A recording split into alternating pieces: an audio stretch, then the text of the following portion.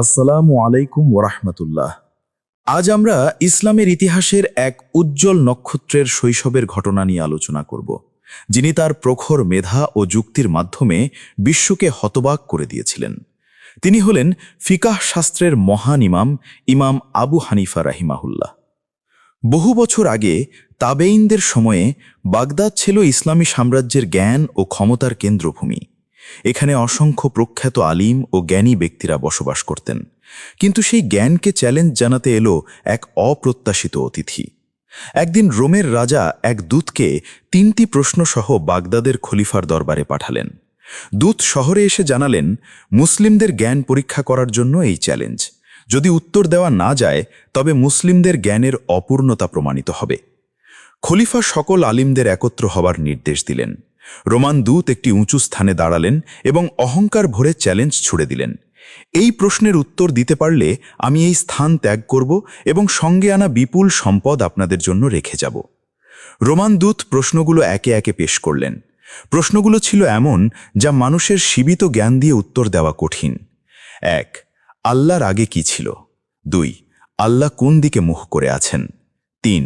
এই মুহূর্তে আল্লাহ কোন কাজে নিয়োজিত আছেন? প্রশ্নগুলো শুনে দরবারের সকল প্রখ্যাত আলিম চিন্তায় মগ্ন হয়ে গেলেন। এই প্রশ্নগুলো ছিল দর্শন ও আকীদার সবচেয়ে গভীরতম প্রশ্ন। আল্লাহ তাআলার সত্তা ও চিরন্তনতা নিয়ে এমন প্রশ্নগুলোর যুক্তিযুক্ত উত্তর দেওয়া সহজ ছিল না। ঠিক তখনই ভিড়ের মধ্যে থেকে একটি ছোট বালক খলিফার দিকে এগিয়ে এলো।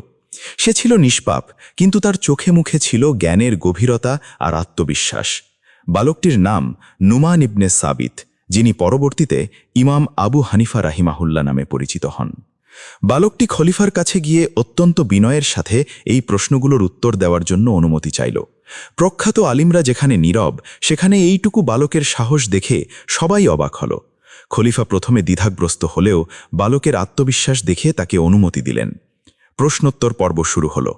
বালকটি তার নিষ্পাপ অথচ দৃঢ় কণ্ঠে সরাসরি রোমান দূতের উদ্দেশ্যে প্রশ্ন ছুড়ে দিল, আপনি কি গুনতে জানেন? দূত: হ্যাঁ। বালক: তাহলে দয়া করে 10 থেকে উল্টো দিকে গুনুন। দূত গণনা শুরু করল।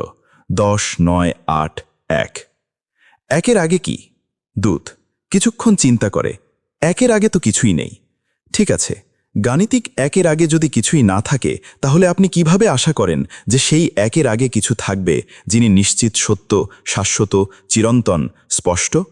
আল্লাহই সবকিছুর শুরু, তার কোনো শুরু নেই। যে আল্লাহ এক, আল আউয়াল, প্রথম, চিরন্তন, তার আগে কিভাবে কিছু থাকতে পারে? বালকটির এই স্পষ্ট এবং শক্তিশালী উত্তরে রোমান দূত হতবিহ্বল হয়ে গেল। তার যুক্তি খণ্ডন করার কোনো অবকাশ ছিল না। মুসলিমরা স্বস্তির নিঃশ্বাস ফেলল। দূত: তাহলে এখন বলো, আল্লাহ কোন দিকে মুখ করে আছেন? বালক: এই প্রশ্নের উত্তর দেওয়ার জন্য প্রথমে আপনি একটি মোমবাতি আনুন এবং তাতে আগুন জ্বালান। মোমবাতি জ্বালানো হলো। বালক জিজ্ঞেস করল, এই আগুনের আলো কোন দিকে যাচ্ছে? দূত বলল, সব দিকে। বালক: আলো যখন একদিকে সীমাবদ্ধ নয়, তাহলে আল্লাহ, যিনি আলোর স্রষ্টা, তিনি কি একটি দিকে সীমাবদ্ধ থাকতে পারেন? রোমান দূত এবার তার শেষ প্রশ্ন করার জন্য মুখ খুলতে গেল, কিন্তু বালকটি তাকে থামিয়ে দিল। থামুন, এখানে প্রশ্ন করছেন আপনি আর জবাব দিচ্ছি আমি। আর যেহেতু উত্তরদাতা প্রশ্নকর্তা থেকে বড় হয় জ্ঞানের দিক থেকে, তাই আপনি নিচে নেমে আসুন এবং আমাকে উপরে আসন গ্রহণ করতে দিন। এতটুকু বালকের এমন অপ্রতিরোধ্য যুক্তির কাছে রোমান দূত অসহায় আত্মসমর্পণ করল। সে অবাক হয়ে উঁচু স্থান থেকে নিচে নেমে এলো। এরপর বালকটি সেই উঁচু স্থানে গিয়ে আসন গ্রহণ করল। দূত বিনয়ের সাথে: বলো, এই মুহূর্তে আল্লাহ কি করছেন? বালক: এই মুহূর্তে আল্লাহ তোমাকে উঁচু স্থান থেকে নিচে নামিয়ে অপমান করেছেন এবং আমাকে নিচু স্থান থেকে উঁচু স্থানে উঠিয়ে সম্মানিত করেছেন। আর এভাবেই আল্লাহ তাআলা তার একত্বে বিশ্বাসী ও সত্যের অনুসারীকে উপরে উঠিয়ে সম্মানিত করেন এবং তার একত্বে অবিশ্বাসীদেরকে অপদস্থ করেন। এটাই এই মুহূর্তে তার কাজ, যা সর্বদা চলমান। রোমান দূতের আর কিছু বলার থাকল না। বালকটির সেই যুক্তির সামনে তার সমস্ত অহংকার ধূলিসাৎ হয়ে গেল।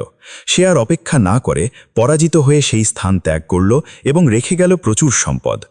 দরবারের সকলে সেই ছোট্ট বালকটির অসাধারণ প্রজ্ঞা এবং যুক্তি দেখে বিস্মিত হলেন। সবাই বুঝতে পারলেন, এই ছেলেটি একদিন ইসলামের ইতিহাসে এক মহান নক্ষত্র হিসাবে উদ্ভাসিত হবে। এই ছেলেটিই পরবর্তীতে বড় হয়ে আবির্ভূত হন ইসলামের এক মহান জ্ঞানী পণ্ডিত, যিনি তার যুক্তি ও প্রজ্ঞার মাধ্যমে ফিকাহ শাস্ত্রে নেতৃত্ব দেন। তিনি হলেন আমাদের সকলের শ্রদ্ধেয় ইমাম আবু হানিফা রাহিমাহুল্লাহ। আল্লাহ তাআলা তাকে জান্নাতের সুউচ্চ মাকাম দান করুন, আমিন। এই ধরনের শিক্ষামূলক ইসলামিক আলোচনা শুনতে আমাদের চ্যানেল দ্বীনি ইসলাম সাবস্ক্রাইব করুন। ধন্যবাদ।